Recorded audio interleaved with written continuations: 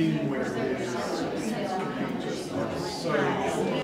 The annual Spring Hardy County Historical Society meeting. This is a great turnout, and we thank you for coming. But we have a good slate of speakers, so you were right on to make this an event to follow up all the other events of this weekend. Elwood Williams is going to start out the speeches today. This year, 2013, is the 75th anniversary of the Moorefield Lions Club. So he's going to speak for a few minutes about that. And then we're going to have Mary Jo Keller, who I'm sure many of you in the room know, and know that she was a longtime librarian at Moorefield High School and also the author of this book, Rebel's Revenge. So she is going to be the second speaker, and she'll talk about Moorefield High School, and then she's going to read some, I think, a page of memoirs. We're going to end the speaking with Ivan Cowger III, and Ivan and his father, Ivan Jr. And Ivan, would you stand up, please? Jr.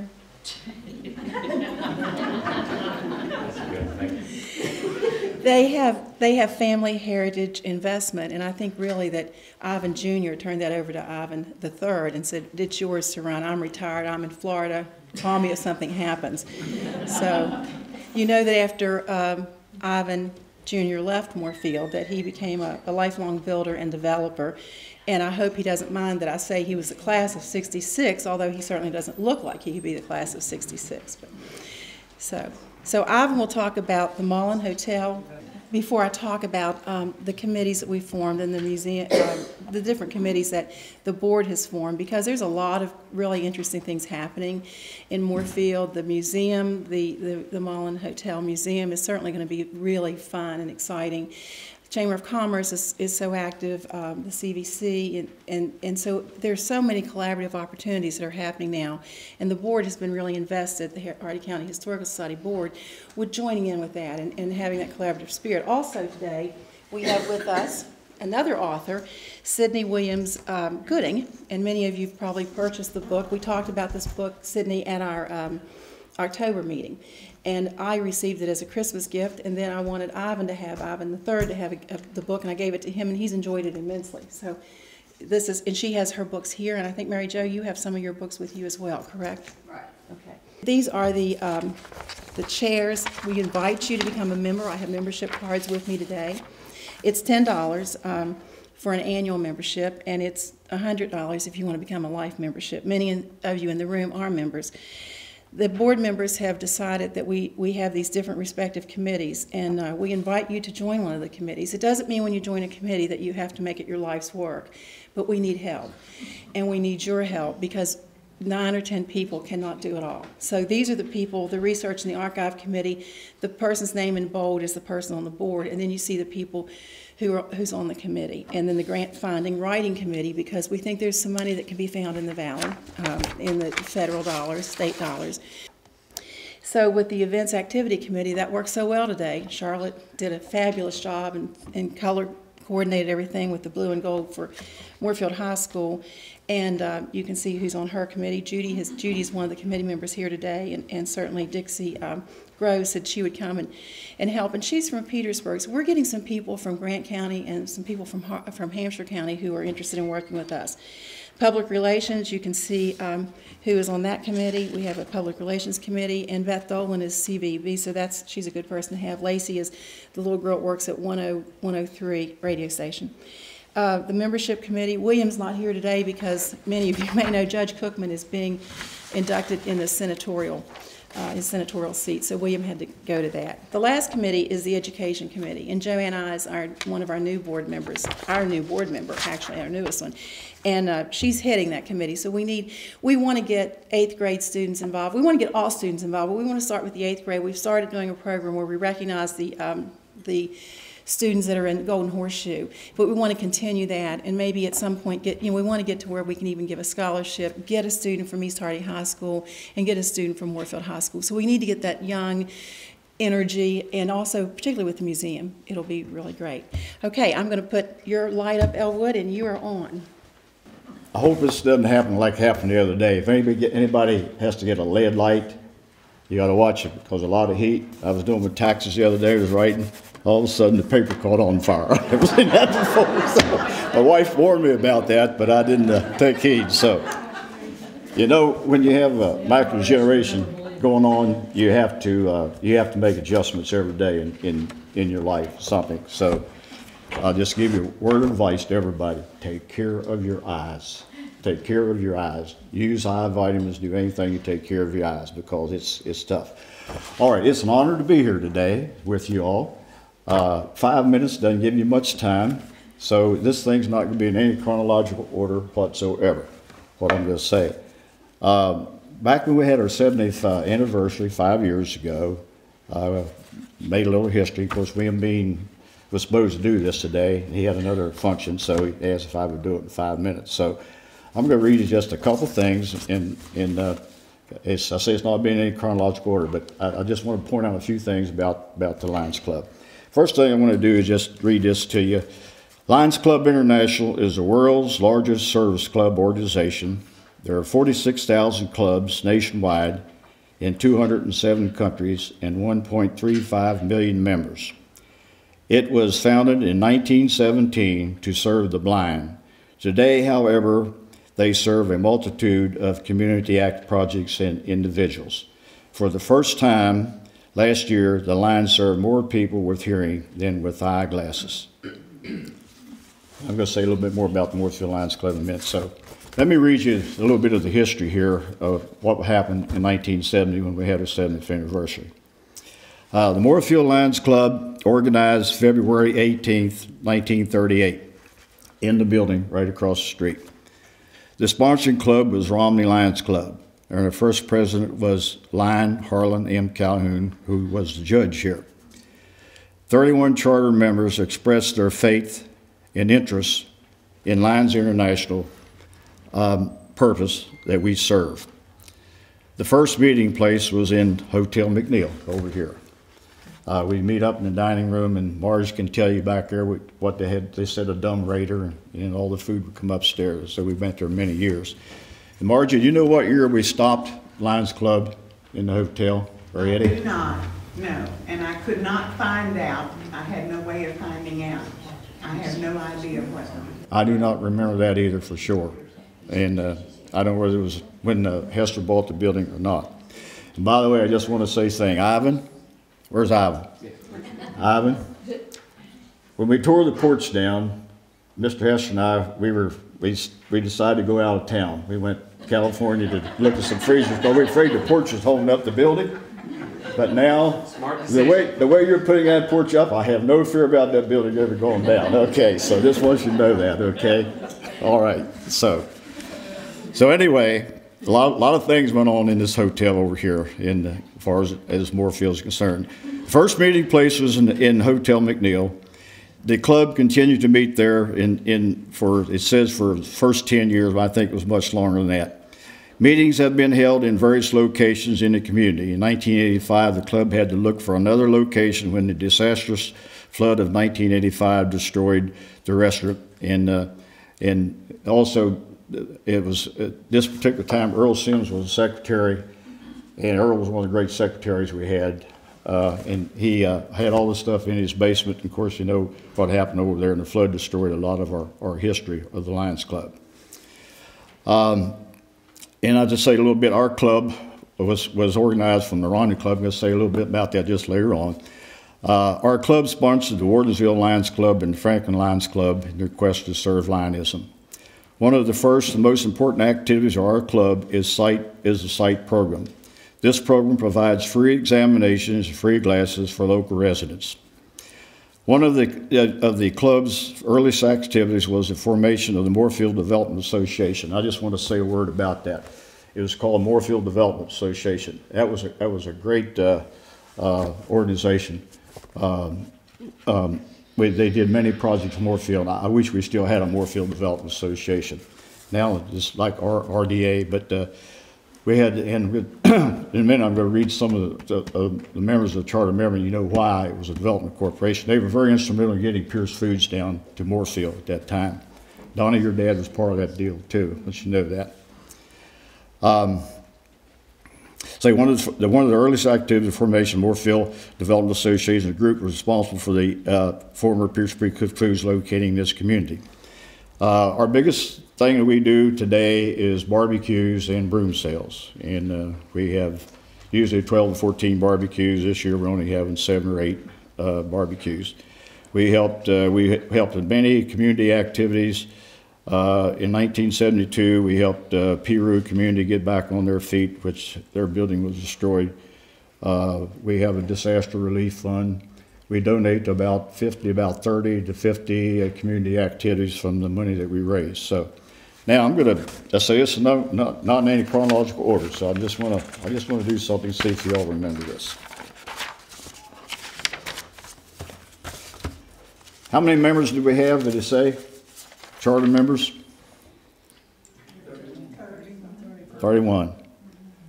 Now, I was looking over the number of presidents that we've had. Of course, 75 years, we should have had 75 presidents, except 1 year, John Daniels served 2 years. I was the 30th one. I want you to listen to these names. This is a historical thing, so this is what a community was, what Moorefield was. And okay, listen to these original members. Foster Arnold. He ran the H&A Market, which is over near Cat Alley, where I spent a lot of really good years and did a lot of things on my. Ralph J. Bean, lawyer. M.A. Bean, businessman. You don't know, but you used to have delivery stable back here, a barn. That's where he started with delivery. And first one to have a car dealership in Moorefield. C.M. Bennett. His name was visionary. He had Bennett's Hardware. He was in the service. He was a pilot. He was the first one to have a laundromat when he came back. He really was a visionary. He didn't stay in Moorefield. He went on to work with the missile trade and missile silos in the West. Wayne T. Brooks. Everybody remember Wayne T. Brooks? I don't remember Wayne T. He's the one I don't remember. Judge Calhoun. Everybody remembers him, okay? He was our first president of the Lions Club. P.W. Clark, teacher. Remember him? Okay, what did he teach? English, good deal. What else? Grammar, yeah. Okay, all right. M.W. Dasher. Cashier, bank, okay? I thought this would be interesting to you all, to these old people, particularly this thing. S.L. Dodd. Extension agent, one of the best extension agents we ever had. Jerry Hurry Dolan. Mayor and J.P. You're right, okay. H.H. Dudley. I do remember him, but not really. Okay, realtor from his name, okay. O.J. Fallon. You're right, banker, okay. R.E. Fisher, editor of Moorefield Examiner. Now, when I went back in 1970 to get some information, there's about 2 hours of history in this folder. And I guess one of the reasons, about every week there was something in the Moorefield paper about the Lions Club. And R.E. Fisher being the editor, I'm sure that was one of the reasons why. Okay, but just about every week there was an article, and I'll explain in just a couple minutes a little bit more about that. All right, W.D. Grafton. Mayor. Okay. C.B. Hyatt. What kind? Oh, hey, gotcha. Okay. This is a good group.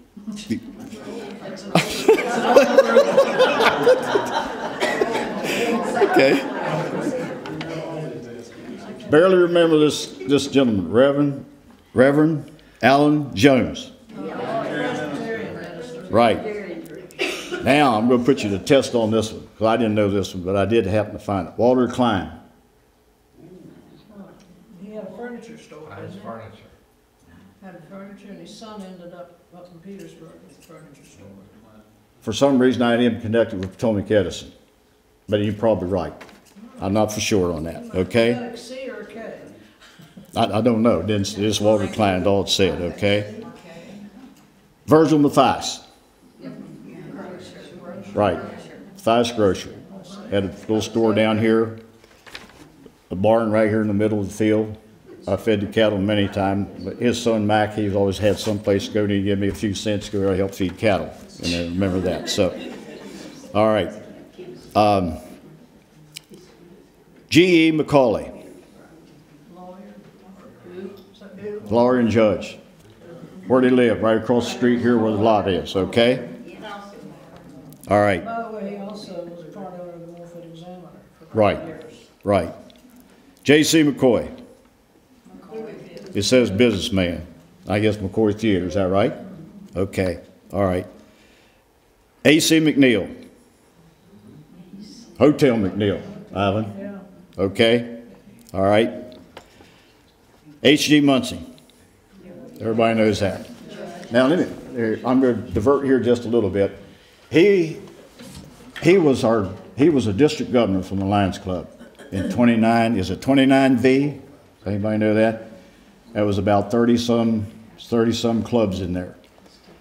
Judge Muncie was an interesting character. I knew Judge very well. I got to know some things that y'all probably never know. But anyway, it was always interesting when he'd bring in new members. He always liked to bring in new members, and he would say something. Sometimes he'd like to say something real derogatory first before he'd say, you're becoming a member of the Lions Club and you're going to be this way. I remember one night, he was about 3/5 in the wind when we were having new members come in.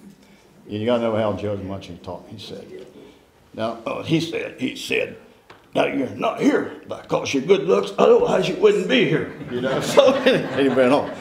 He kept on that way, and I was about ready to crawl under the table that night, so I wasn't one of the ones going in that time. But anyway,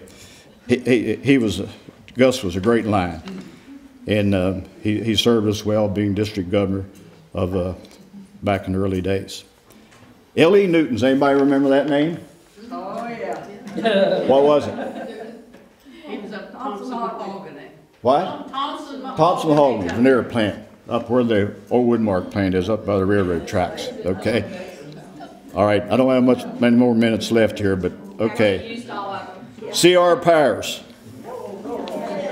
Plymouth Garage. Ask Isabel. Izzy's dad. Is Isabel here? Yes. Isabel, Isabel started in church, and I saw Jimmy last night down, and he has not changed one bit. Okay? Neither is she. All right.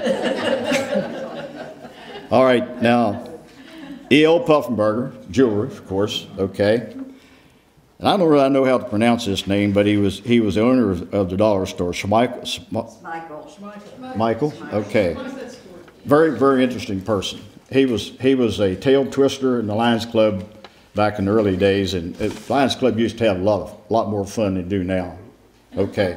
All right, I'm going to quit here in just a couple minutes here. Okay. B.A. Smith, I know you.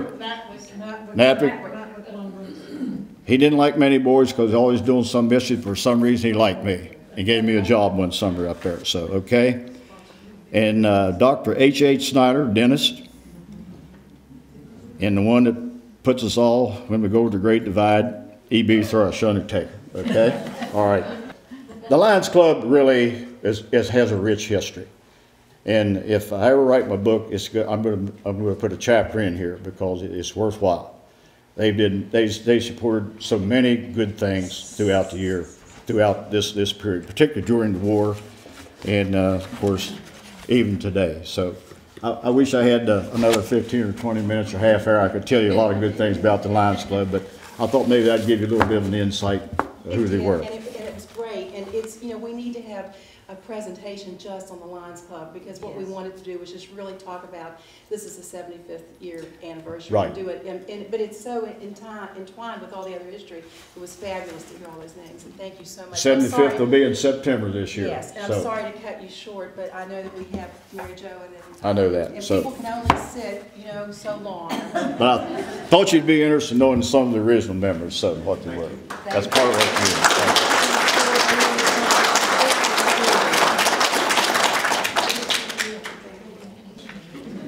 So you weaseled in on my speech. That's fine. I was called by Connie Thomas and asked to write up the history of Moorefield High School for this big celebration they've had. So I wrote something. And dear old MHS, It's not so old, 72 years old. I'm older than that. How many of you are older than that? Put up your hand. Yeah, come on. Okay. In the late 1800s, Hardy County only provided education for a very elementary style. And we had school, my aunt went to school in Bowen's store, and she also told me that she went to school over Friddle's drugstore. But then recently, her daughter wrote and told me that it was over Clyde Friddle's store. So I'm not sure which it was. But anyway, that's where she got her basic education. Then she got on a train and went to Chambersburg and went to Wilson College to get the rest of her education. Moorefield High School had its first graduation in 1917. We hired our first coach, Mose Douglas, in 1927. And in 1936, we had our first band. There were no athletic facilities, but they played basketball in the American Legion building. And where the Moorefield Town Park sat, you go back the alley to Pilgrim's Pride, we had football field, a wonderful stadium, and a great baseball diamond. Well, then the enrollment outgrew the building on Clay Street that had been put up, and they had grades 1 through 12. That's where I started my education. Then Moorefield High School was constructed in 1941, and 2 other high schools in the county for $100,000. And Mrs. Roosevelt, of course, did the commencement dedication speech, and my family was very much a part of that. I had both an uncle and a cousin who graduated there, and another cousin sang with the 3 Jeans, and she was on stage that night. And I was hoping Maxine Seville Ratchford would be here today, because she told me that she was one of the juniors that led the seniors down the aisle, and she wanted so much to shake Mrs. Roosevelt's hand. But Jennings Randolph, who was ramrodding the day, said, "I'm sorry, she's too busy, we're in a hurry." But the young guy that was taking care of things overheard that, and he said, "Girls, come backstage here, and I'll see that you get to shake her hand." And she did. John St. Clair was the principal, and this was the faculty: Elizabeth Helsel, P.W. Clark, C.B. Hyatt, E.B. Simmons, May Wine Locke, M.H. Deal, John Mathias, Ama Mathias, Frederick T. Clark, Sue Ella Harper, and Mary Frances Guthrie. Now, there have been 2 more additions to that school since the 1941 building. I don't have the dates for when they happened. I started working there in 1971. The library and 2 classrooms had been added onto the north end. Then the next addition was a new gym, a cafeteria, 4 classrooms, a guidance office, and a library. So I got the pleasure of moving all those books from one room to the other. And then when the '85 flood hit, I got the unpleasure of moving them again because the water was three shelves high. Now, that's my 1-minute speech about the history of Moorefield High School. The next day, I got a call from Dixie, and she said, "Could you give a little presentation about 30 minutes?" I said, "Oh, wow, 30 minutes. You wouldn't want to hear 30 minutes of facts and figures and names, so I will give you just a brief recollection of my personal experiences in Moorefield High School." Beverly can laugh at this. She went through it, too. You did, too. Now, I can't always remember what happened yesterday, but I remember what happened in 1935. We lived across the street from the Hott family, and I wanted to go to school so bad. So I begged Jean to take me with her one day. So she got permission from Mrs. Grafton, her teacher, to let me come along. Now, Mrs. Grafton was very strict on discipline. Well, Jean gave me a pencil and piece of paper to occupy my time. So I drew a picture, and I thought it was so pretty that I whistled right out loud. The teacher went bananas. She demanded to know who did that. Well, for once in my life, I kept my mouth shut. I sat there and didn't say a thing. and poor Daley Southerly got blamed for it. Now I get quite a charge today when I hear how overcrowded the schools are. When I started school in 36, the first grade was so crowded that we only went half a day, and then we had to share a seat. So Jean Southerly McDonald and I sat together, and we became very good friends. And dear little Miss Virginia Wood was our teacher, and she was strong on discipline too. She carried a 12-inch ruler, and if you did anything wrong, you got your knuckles cracked. Jean and I would go to her house at Natwick Circle and play after school. Now, I assure you, I have never smoked any pot, but one day we took some corn silk from her daddy's garden. We rolled it up, and we crawled down off the railroad tracks and sat on the pier and attempted our first smoke.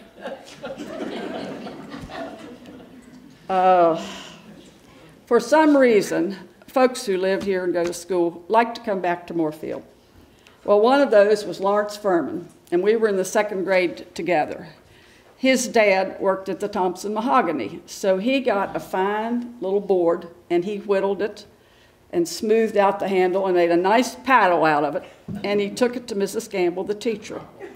Well, later years he told me, you know, who was the first kid she used it on? Well, it wasn't me, it was Lawrence.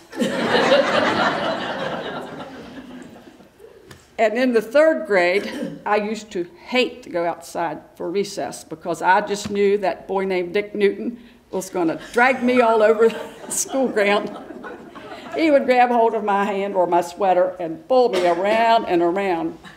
So a few years ago, I went to McCoy's to a production one night, and during the intermission, the lights came up, and I looked across the room, and there sat 4 people. And I recognized Bill Munsing and his wife, but I didn't quite know the other guy and the woman with him. After a while, I said, that is Dick Newton. Here's where I'm going to have some fun.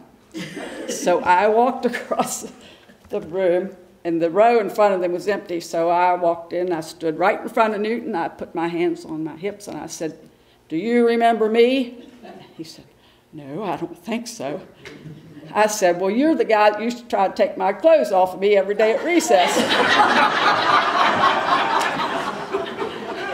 The women looked shocked, and Bill Munsing cracked up.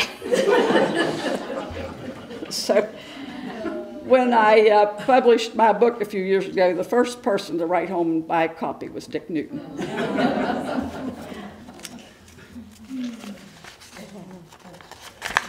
I'm sorry to take you back to grade school, but you have to go through elementary school before you can get to high school.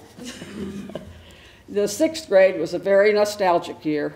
The war was on, and Uncle Sam was taking away all the teachers. First, he took Mr. Cindy, then he took George Trumbo, and then Mr. Dispinet finished out the year for us. And the day that Mr. Cindy went away to the Army, they let our 6th grade class go down street and stand where the bus pulled up, and we all waved goodbye to him. And a lot of tears flowed that day. Before the new school was built in 1941, interclass tournament was a highly anticipated event. It was held in the American Legion, and those of you that can remember, before they put in that 2nd story, it was one tall building with a ledge, a balcony around the side. Well, that's where we had interclass tournament. The classes would use yards and yards of crepe paper to decorate, and the girls would even make dresses for their class colors.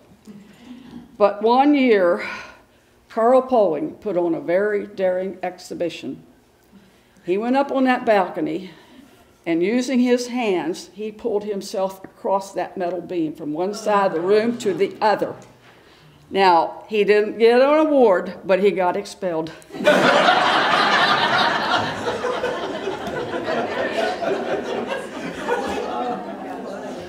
I've only been to the Apple Blossom Parade one time.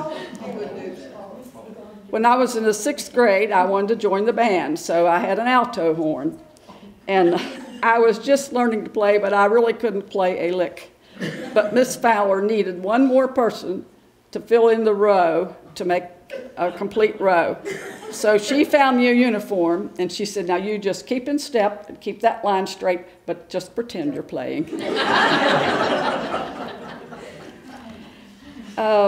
For several years in the early 40s, we had a bunch of Husky football players. And one Halloween night, they took one of the heavy football bleachers and put it up on top of Moorefield High School, right over Mr. St. Clair's office. Now, I thought that was really something, but Wood Chipley told me a tale that topped that. He said when he was in the school building at Clay, the old Clay Street building, they took apart a farm wagon, took it up on the roof, and reassembled it. Now, I don't know when the government-mandated hot lunch program started, but I did help prepare some of the food that we had to eat. I don't remember if I think it was in the second period class. The 3 classes before lunch would get some food ready. Now, my report card says I took home ec. I didn't take home ec. We just mixed up something. Only thing I can really remember was hamburger, onions, and macaroni. But behind Mrs. Stone's back, we referred to it as garbage.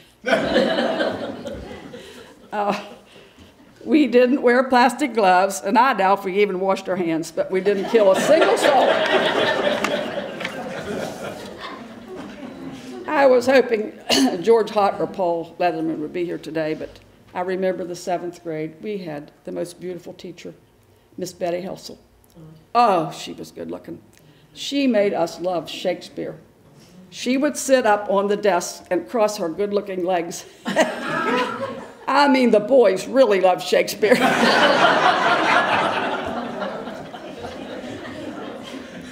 We never had snow days. John Mathias made his own rules. He said, there will be school for those who can get there. So if you lived in town, you put on your boots and you trudged to school. I asked Mr. Mathias one time what was his most memorable thing about Moorefield High School, and he said, the day that I drove the car to Charleston in '49 to the basketball tournament. So we walked in that gym, and Bill Harmon looked at that trophy case, and he said, there she is, boys, and we're taking her home with us. Even though Bill fouled out with 46 seconds to go, they beat Oceana 41-38. One of my favorite class reunions was in 1980, and we had 6 classes that met together. Mr. and Mrs. Mathias and Mr. and Mrs. Cindy and our dear little Meg Wynn were there. We started by having everybody at the 6 tables introduce themselves, tell who they were. Well, there was one woman there. She introduced herself and she said, I'm divorced. Well, there was a man in her class who had come all the way from California. It was a warm night and the doors were open to the patio outside and he was standing in that doorway. She looked right at him and says, and I'm available, and he backed right out the door.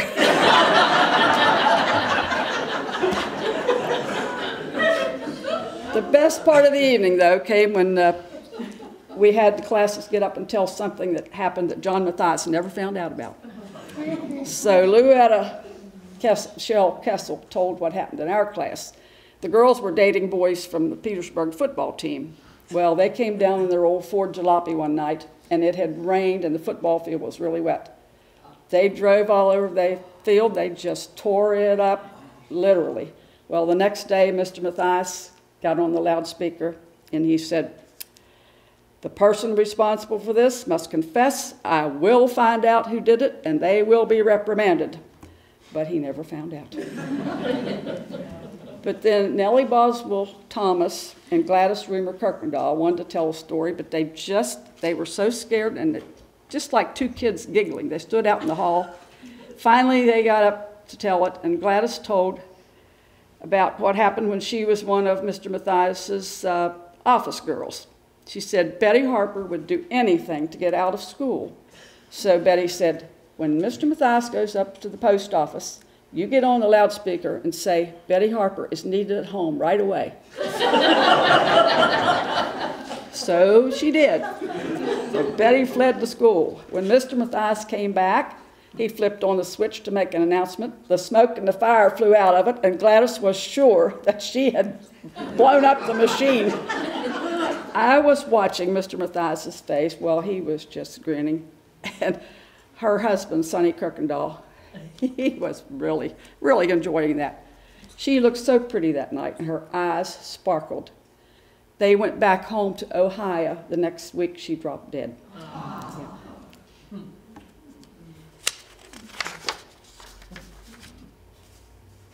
Everyone has a teacher that they recall with special memories. Wayne Wilson was a biology teacher that could not be topped. Not only did he save the parents money because he said, you just buy a notebook and bring a pencil. He lectured, we took notes. If he wanted to put a diagram on the blackboard, then we copied it. And he said, nobody makes 100, 99's the top grade. Be prepared for a pop quiz every day. And by the way, don't even think of cheating because I know all the tricks. And anyone who ever met our little dear Meg Gwynn could not forget her. When she came here from Tennessee, she learned to drive. Well, one day she got in her car to go home and would go nowhere. Well, the boys had jacked it up on blocks. They were standing at the VOAG window watching and enjoying it thoroughly. And God forgive me for telling this next tale, but it's just too good to pass up. Another teacher who came to us from the South and brought her genteel, ladylike ways with her was the librarian, Mrs. Pratt.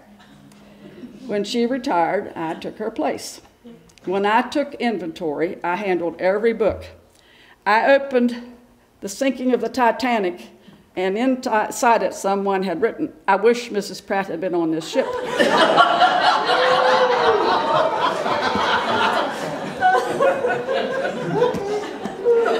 I thought, oh, Lord, what are they going to write about me?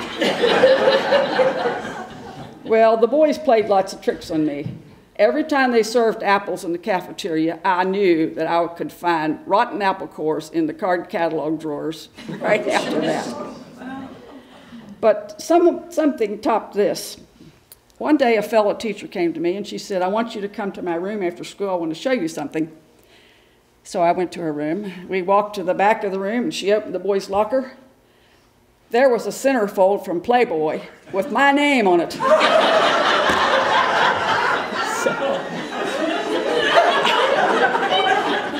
I didn't know whether to be flattered or scared to death.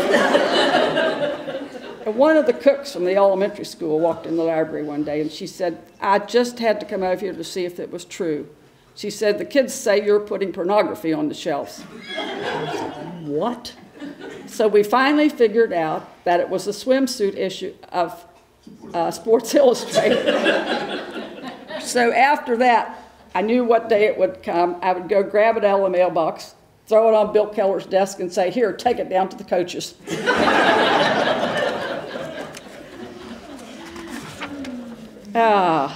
Wouldn't it be great if we'd have a contest to see who could tell the wildest tale of what happened in Moorefield High School? Now, I'm going to conclude by taking some of the pressure off of Moorefield High School by telling you a story of what happened in Petersburg. It seems that they had a very nice lady teacher, but she was a little roly-poly, and the kids knew that she kept a pair of extra bloomers in her locker. So one day when she walked out of the room, one of the boys got those bloomers out and put them on, and when she came back in the room, he was dancing around the room in them. She left and never came back, but I understand that she went to Texas and opened a Ford agency and made a lot more money than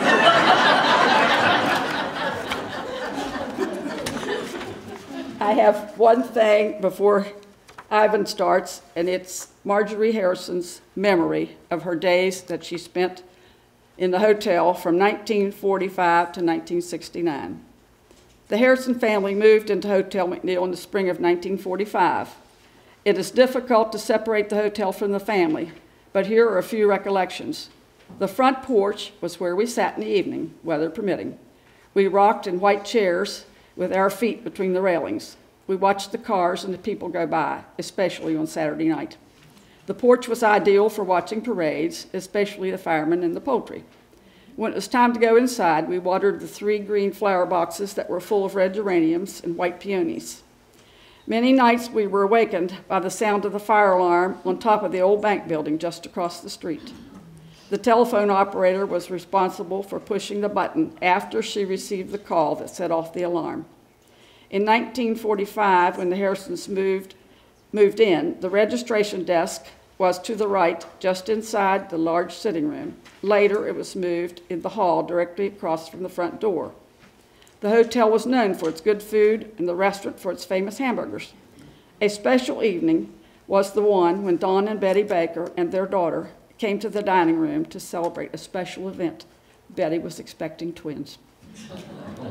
Christmas when the grandchildren were small was special. About 9 o'clock, when they were ready to go to bed, the hotel front door opened to a very loud ho, ho, ho, and there was Santa Claus, a.k.a. Ted Burns. On the street level, in addition to Red's famous hamburger restaurant, some of the businesses were Tom McNeil's Insurance Agency, Wolf's Newsstand, Beulah Flynn's Beauty Shop, and possibly a taxi stand, Bar's Appliance, and Puffin Burger's Jewelry. And I thank all of you for being so patient.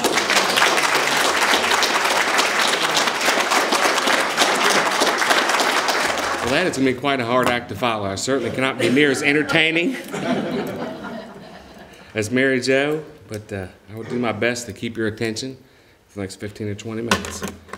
Let me start by saying thank you for everybody here today, for coming out to hear me speak, to hear about the hotel.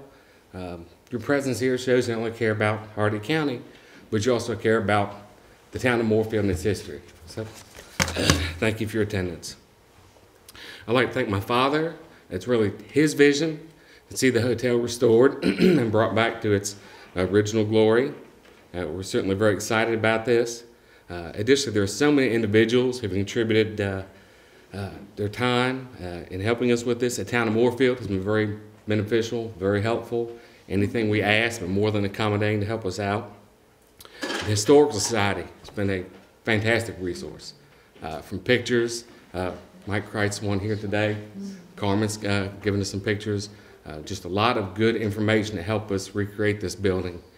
So we appreciate you for that. And more importantly, the town of Moorefield and the people of Moorefield. The true enthusiasm and excitement and support for the project is just, I can't put into words how wonderful that's been for us. A Facebook page, as most of you know, has been set up so you can follow the progress, not only the restoration, but a place to put your stories, memories, any historical facts you have about it would be greatly appreciated. That picture we've had from the Harrisons has been wonderful. They've shared on the Facebook page of the inside, the wonderful Christmas trees they'd set up, and Mrs. Harrison working the front desk, some really nice photos, and that's very helpful. We thank you for that. A few people really stand out, going above and beyond. Elwood Williams has given multiple stories, multiple historical facts. He's been a part of that building for many, many years. We thank him for his time in that. Phyllis Sherman and everybody at Town Hall, very, very beneficial in helping us out. We thank them. David Jopling, Mike Kreitz, Carmen Silliman, and certainly last but not least, Beth Judy has given more than her share of time in helping us with the project and getting it going. I'm very thankful for that. The building located at 104 South Main Street is in the Moorefield Historic District. The building was built 166 years ago in 1847 as a hotel. When West Virginia was the western part of Virginia, it was known as the Moorefield Hotel Company. And the stockholders included names such as Charles Carter Lee, who was the eldest brother of General Robert E. Lee. And in its day, it was considered to have every modern convenience. Of course, there was no central heating. Each room had its own fireplace or wood stove, evidence of which we found a few flue pipes still remaining in the building from wood stoves they had in the basement, and the top floors all carried fireplaces.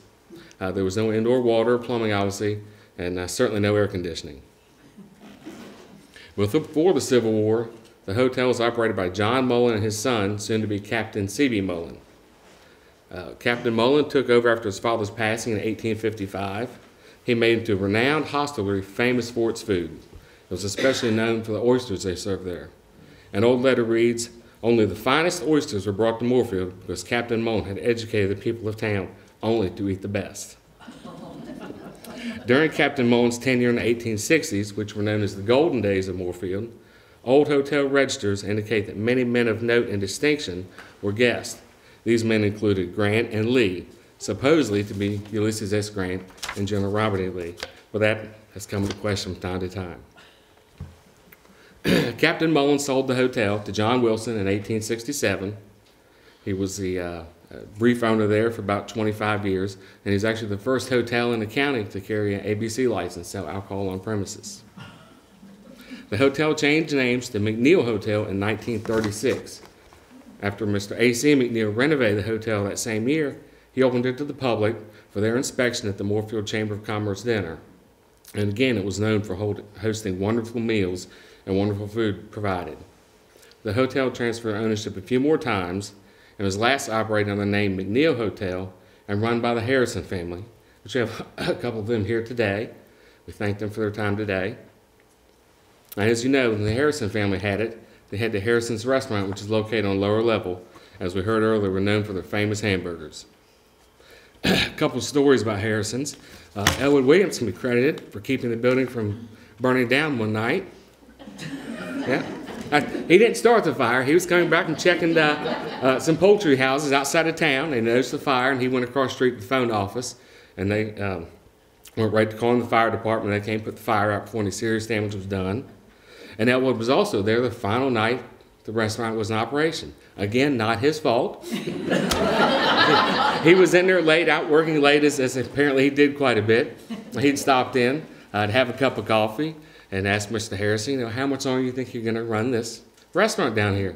He says he walked over, pulled down the blind, flipped the sign over and said, "We're done, get out." So that was indeed the last night Harrison's restaurant was open. The hotel was purchased by Mr. Hester in the late 1960s, and the hotel underwent an extensive modern restoration.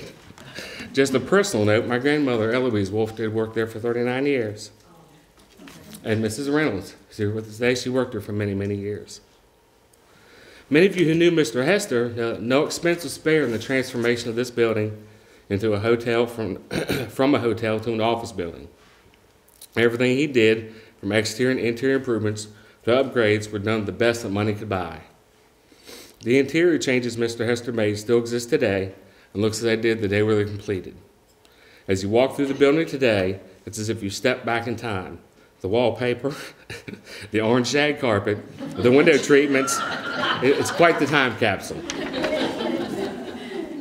The building carried the name of the Mullin Hotel for over 80 years.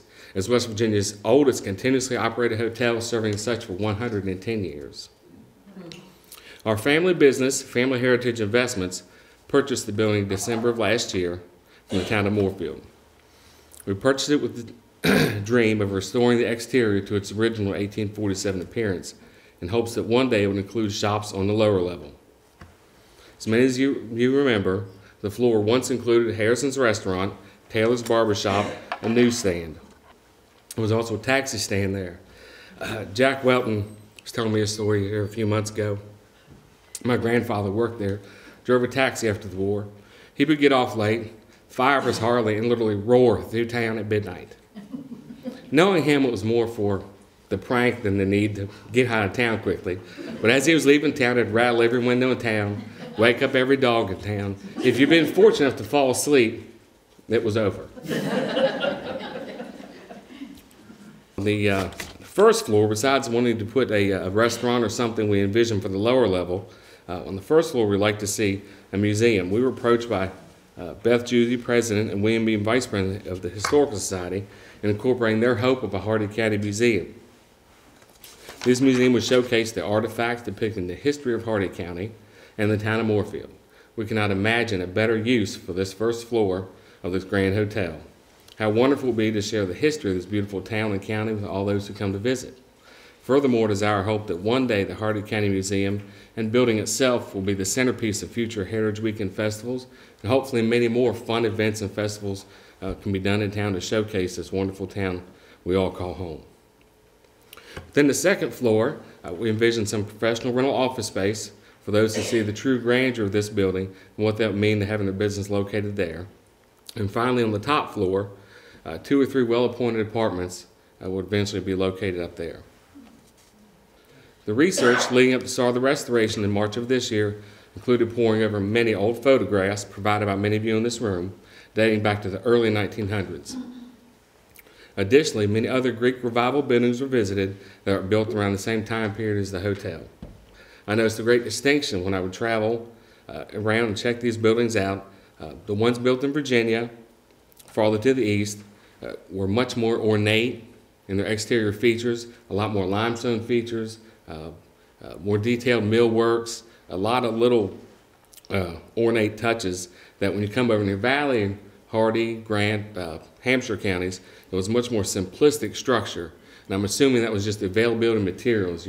The closer you were to the coast, you had more accessibility to those finer materials. Here, it was really what you could get your hands on within a day or two's horse ride was what you had to work with. So that explains why the Greek Revival building here doesn't necessarily look like ones you read about in books or see about in magazines. It is believed that all the brick used in the hotel were made just outside of town across on the golf course. There's still remnants of an old brick furnace there.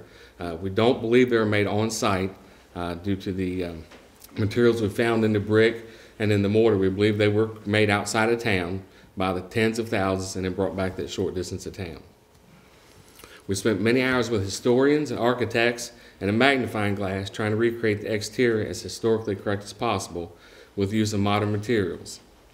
Some things have been changed in the name of public safety and for structural stability in hopes that this will stand yet another 166 years.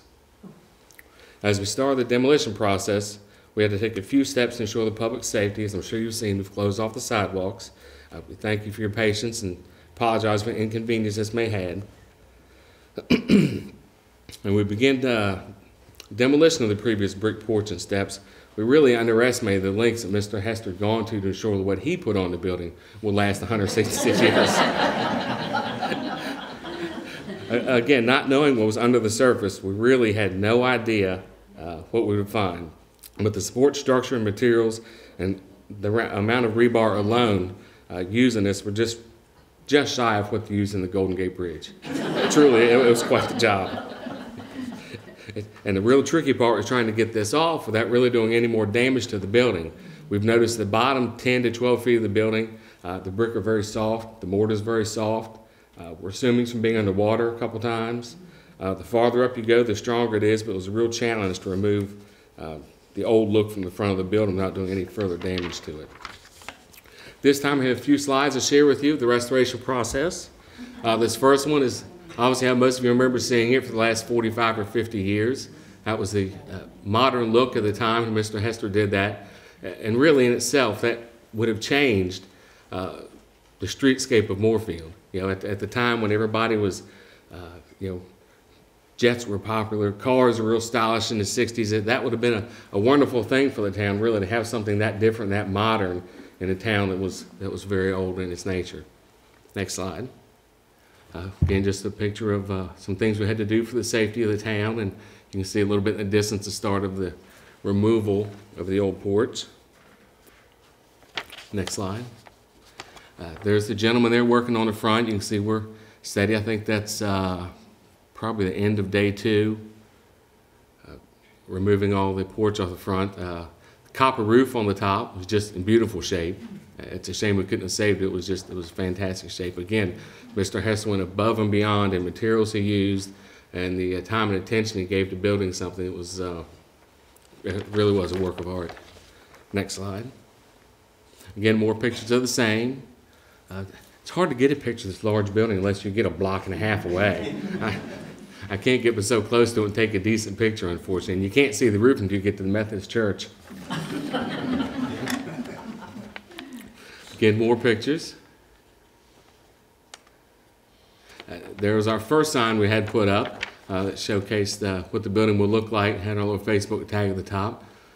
Courtesy of northerly wind, it didn't last long. It got shot out in the street one day, so we fixed it, patched it up, and relocated it. Again, another slide. Next slide, Beth. And there it is with a clean slate and kind of that ghostly image of what was on the front. Plenty of cleanup left to do, but it gives us a good starting point for what you're seeing out there today. Next slide. We're down to the bottom, and it's really amazing when you look at the sidewalk and the dirt that we found underneath, the layers of history. There were horseshoes, soda bottles from the 60s, the old Dr. Pepper and Pepsi bottles, they dropped down the hole. We found a lot of old wood, nails, railroad spikes, hubcap. I'm pretty sure it's off Elwood's car. It was a Buick. Eddie Harrison's. But we found a lot of neat things in there, even under the concrete of the original. Mr. Hester didn't remove the concrete that was there. He simply poured over top of us. We found a lot of interesting things down there. Next photo. Again, a little closer shot, a little blurry. But a lot of stuff came out of that. We had no idea there was going to be that much debris come out of there. Next slide.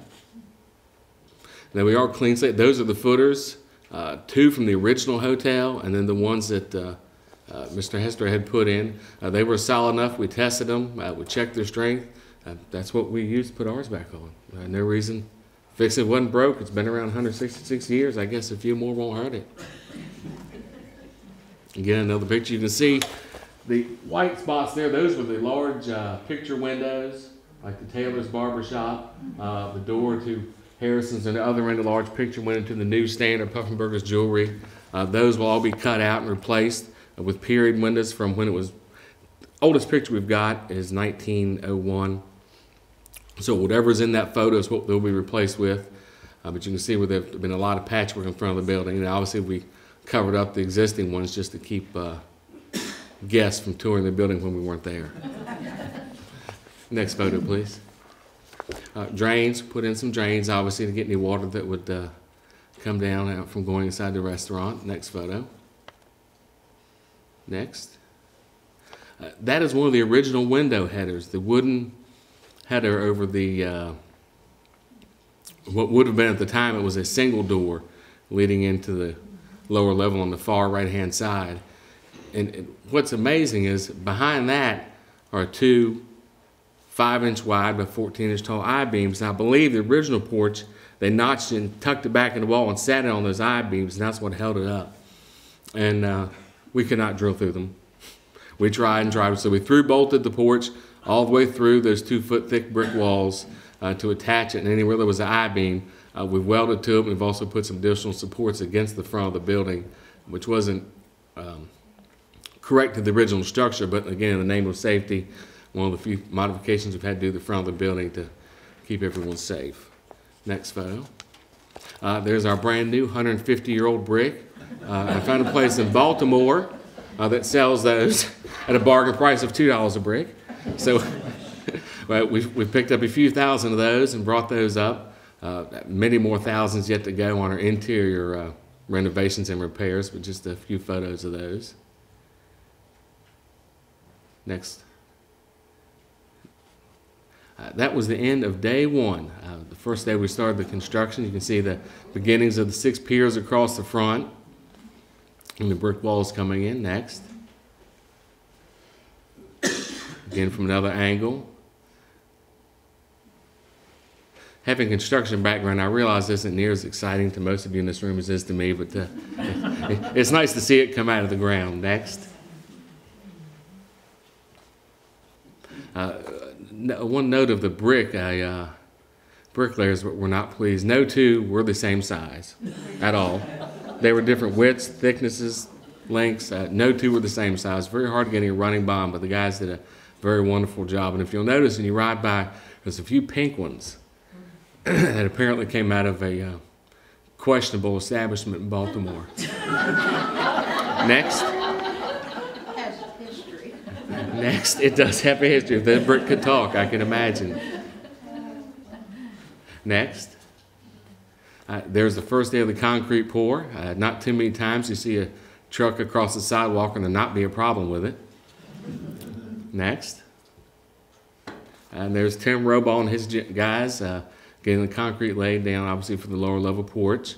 You can see the height difference, and we had to cut back in the street here to start our steps, which we'll see in a later photo. And there's these wonderful columns that really just massive for the front of that building. Next. Town police. Again, more pictures. You can see it sitting on the post. Really starting to take shape now. You can see it. And tell them what's going to be next. There's my foreman, Greg. It's my job well done. And something I've noticed, if you notice the back of the porch right on this end where it connects to the building, it's offset in. Originally, in the early 1900s, the steps started at the end of the porch and extended past the building, but because of the side entrance and now Winchester Avenue on the other side, that can't be done. So at some point, they notched back in the building and resets the steps in so you could keep them within the size of the building envelope, because you couldn't run past the building now with those steps. Next photo. More pictures of that. I think they just like to take pictures. David Joplin took the bulk of these. I think he's just fascinated by carpentry and is afraid to tell anyone. Next. There's the new beam for the front. Again, we've gone a little overkill, but expecting a lot of folks to enjoy it and some festivities and things to go on there. We thought better be safe than sorry and make the supporting structure that will last. Next. Next. There's a view of the porch post going up in the beam, and it's really quite tall. You get to the top of that roof and you're over the power lines. It's pretty amazing the height up there, and the view from the street looks completely different from the porch. Next. Again, more pictures. David really does love carpentry. Next photo. And there's the start of the staircase. This will be a really grand staircase. They're almost 6 foot wide on their way up.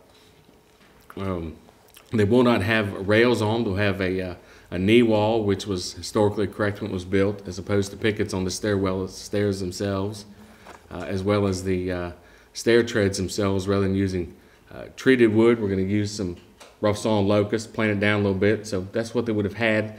The best of our research tells us that's what they've used at the time to help with the weather. And then everything else on the outside you see now is green wood. Will all be covered in fine finished wood, one by and painted, so it will look as close as we can get to the original structure. Next. Not a good safety practice, not something we recommend, but unfortunately, it did get the job. It did get the job done. And if you notice that very top beam, we had to actually go in and cut into the building again. Just the only way to fasten and secure that roof up there. Next. Another picture of the stairs. Next. And I believe that is our last one. That is what it will look like and what it looks like today.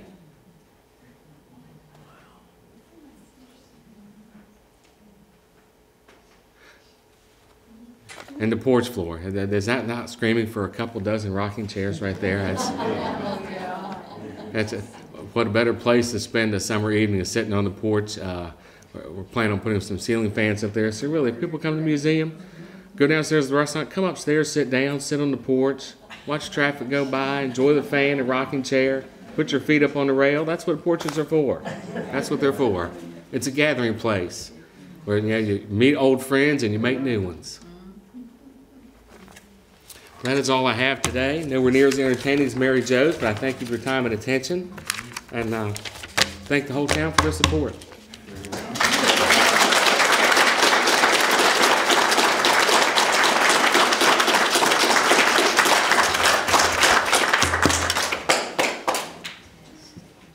Well, what a great program today, huh? It's just wonderful. Going back through time and the good stories, and it all came together and intertwined, and the same names were mentioned over and over and over, people that we've known for a long time in the town.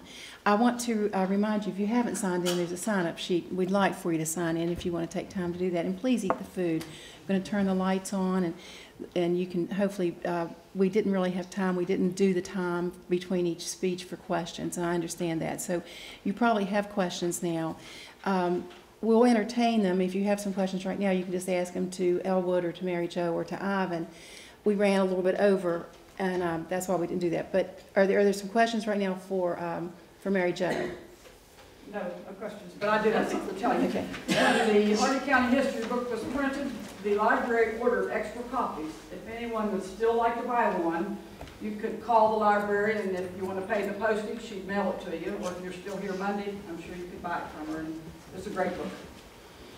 I'd like to ask Mary Jo a question. Mary Jo, over at the park near Cat Alley, every Thanksgiving Day, the Moorefield football team and the alumni would play. You remember that? No matter whether it was snow, rain, or what, they would play. No, I don't. Yeah. I watched that survey. I remember when there was about 12 inches of snow, they still played football.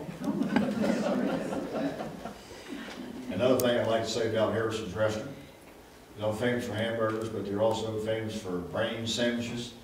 That's the thing that causes mad cow disease. I ate several of them. So far, so good. Are you sure?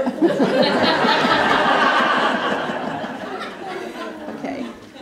Questions for Elwood, for the Lions Club, the 75th anniversary coming up in September. You can ask as you hopefully fill your plate and visit, but Ivan, I'm sure will come back up to the podium and entertain questions if you have some questions for him, and probably some of you do. Public elevator. Public elevator, good question. We are getting one. What was the question? A public elevator. We're doing some research. We don't know if it's best to put one elevator in the back that will serve all 3 floors, or if right now we'll do a 1-level elevator that'll take you up to that back porch so you can enter into the museum. And then as we do the other floors, as you know, trying to find a place for an elevator in the building that has 3 public sides is difficult, and the back of the building is just full. So we're working on that, but certainly before the museum opens to the public, there will be an elevator on the back at the very least that will bring them up, an enclosed elevator, bring them to the porch level, and you can make it right inside the building. And we have a ramp for the rear for whatever comes in the lower level, hopefully a restaurant or some nice eatery, but there will be a ramp to get in the lower level as well, and that just leaves the offices and apartments for a future date, but that's not today's problem. Thank you. Are you figuring on a front and back entrance for the restaurant? That would really be up to the restaurateur. We would hope the back entrance would just be used for handicap accessibility and really use the front, because our envision would be they would get to use that lower level street space underneath the porch as outside dining. You know, they could rope off the first couple columns and use the center stairway, and that would give them the entire lower level for some outside dining in the nice days. So. What about parking, Alan? Well, as you've seen, we've done a lot of renovation parking lots so far. We're going to do more. We'll get as much as we can back there. I'm in talks with the town now, so exactly how far back we own, because nobody, when they bought it, had the sense to ever get it surveyed. So at some point, we've got to go back, and we happen to have a survey on the Historical Society, so maybe it'll be of some help to us. We need to see how far back we own. There might be some more added behind the stone wall. But we're working on that. But right now, we can reconfigure and probably gain another 10 to 15 spots over what was there. Yes. Will you keep the driveway that they installed on the side of the hotel that's next to where the drugstore used to be? And there was a part in there that was a garden. You know, funny you mentioned that. We were speaking of that today. Father and I were walking down there and looking around.